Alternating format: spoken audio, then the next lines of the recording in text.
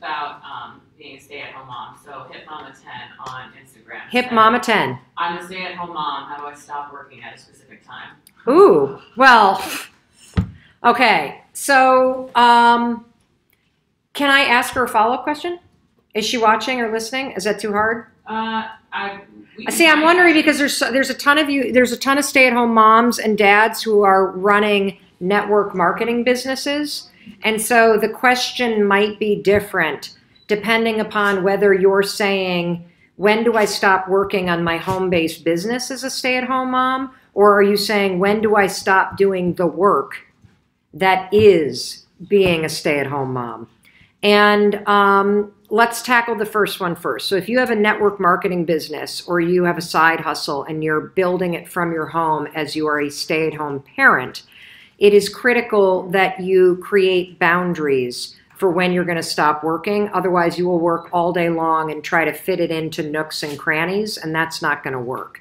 And so I still think it's imperative that maybe you set the time for, I don't know, dinner time. You know, when your spouse is coming home or when it's time to get the kids kind of into the next zone, and that's when you're going to put your phone down, and that's when you're going to stop working or working on your side hustle. I remember those days when our kids were really little, and there's no getting around it. I don't care what anybody tells you, unless you can afford to hire somebody to watch the kids for you, or you have a spouse who will be super supportive and will take the kids for you during blocks of time so you can focus without being passive aggressive about it. It's really impossible to fit things in. Like, you're gonna feel frazzled. And the one thing that I want to tell you is that this phase will end.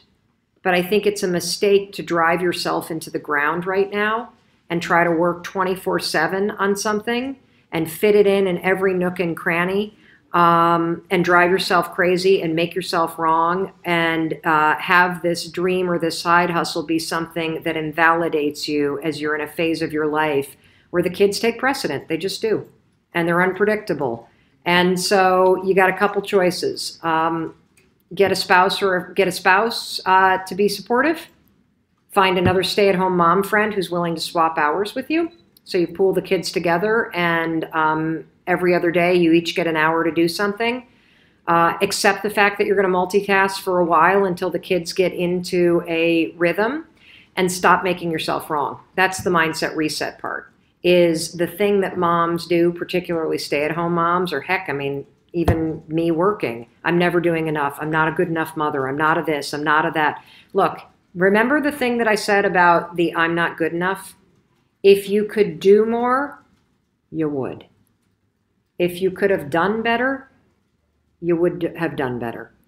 So a amount of acceptance and self-love is really important for that stage of your life.